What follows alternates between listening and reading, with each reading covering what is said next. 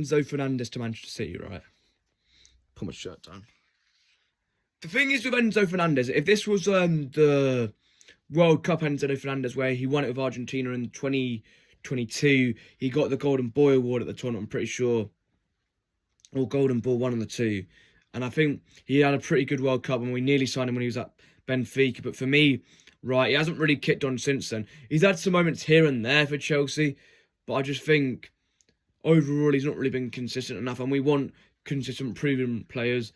And like, I'm not saying like definitely I wouldn't want to sign him, but like out of the options that we could get, like Baleba, Adam Wharton, Tonali, even like if you could just splash the cash on João Neves, because his release clause for Enzo Fernandez is 121 million, right?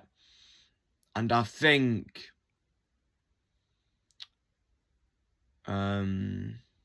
you could get probably João Neves for like a straight up transfer fee for that. Anyway, what was the thing? My City band's on the thing here, yeah. I'll just sit down and talk to you. But like Enzo Fernandez, if you can get him for 50, 60 million, yeah, definitely. But don't pay like over 100 million for him. I don't think he's worth that. And he hasn't consistently proven that he is worth that either. Could he be a great player for Pep Guardiola's system? Yes. Has he got a shit attitude and is he a bit of a prick? Yes. And do we think he'd actually start in our midfield? Not a guarantee, and not necessarily in my eyes. I think, like, is he better than Cherky? Absolutely not. I'm just listing our midfield players. He's not better than Cherky. Debatable whether he's better than Reinders. Probably like similar level to Reinders. Is he better than Phil Foden? Even though Foden hasn't had the best of season, I'd still think Foden's a better player than him. Is he better than Bernardo Silva?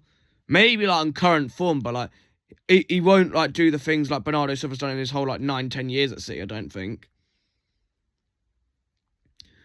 But I just don't think he's got the consistency, and I don't think he's got the technical ability either.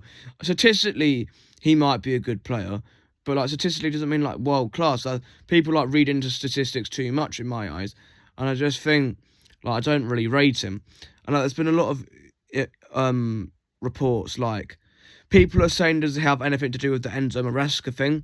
Like obviously he was heavily linked, and it looks like he's the main candidate to replace Pep Guardiola. But the thing is with this, right, I don't think he's the main candidate to get Pep Guardiola. I think Vincent Kompany is the main candidate to replace Pep Guardiola. But City believe, as of right now, Kompany's probably not going to leave Bayern Munich with how they are doing at the moment. And like he looks happy there, and he's got them playing a very attractive brand of football. And I think, like, this could be like a Pellegrini type appointment if he was to come in, like, where he'd stay 2-3 years. He'd probably come top 4, like, consistently. Probably wouldn't win the league, but he might win a few FA Cups, like maybe even fluke a Champions League final appearance, or even a win in the Champions League, like, and get us a Champions League trophy. But I just don't see him, like, doing well for City long-term, Maresca. I don't rate him.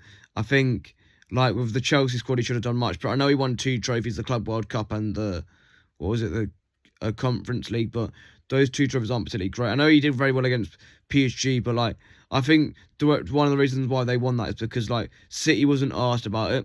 PSG were absolutely knackered from the treble win, and they just got PSG on a bad day and they absolutely flattened them.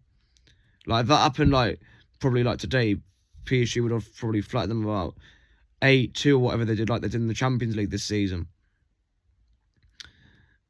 But like I don't know if that's because of like the Enzo Fernandez rumours and Pep's going at the end of the season. But I think the only way Pep goes is if City win the domestic treble. I think that's the only way it's possible that he leaves this season. Otherwise, I think he's going to stay. But like the thing is, would he be happy with leaving with only 1 Champions League though? Realistically, would he? Because like people are going to say like 1 Champions League with the money that we spent, he should have probably won like 2 or 3. And, like, people will say that he can't dominate Europe without Messi. But, like, Champions League is a very difficult competition to win. And we got unlucky on a lot of occasions. Like, Madrid, the 23-24, we missed so many chances. Lost on a lottery on penalties.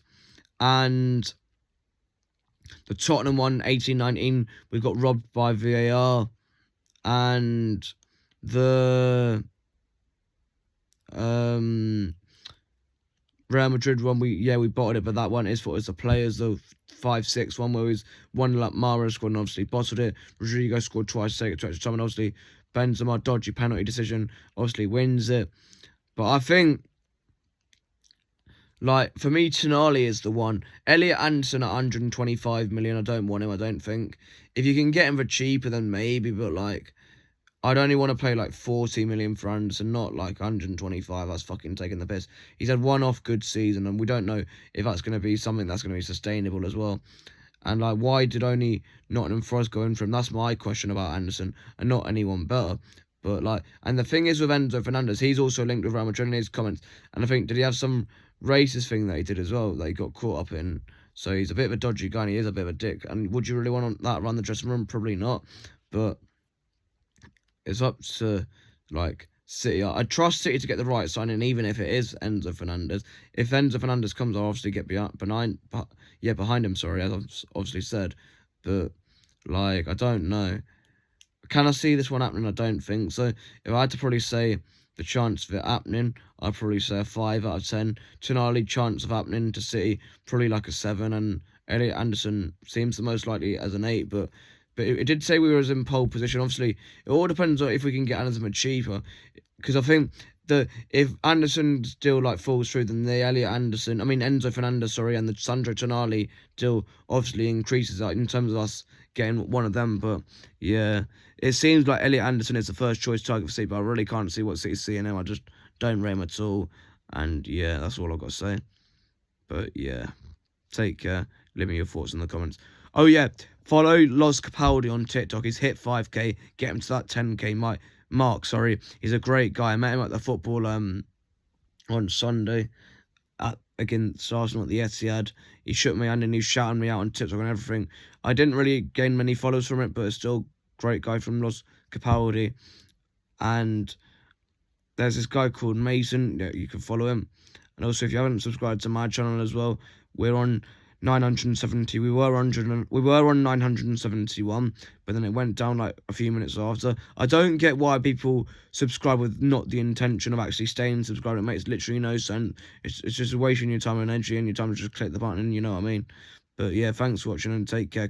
City, Royal and Wembley on Saturday. Up the Blues.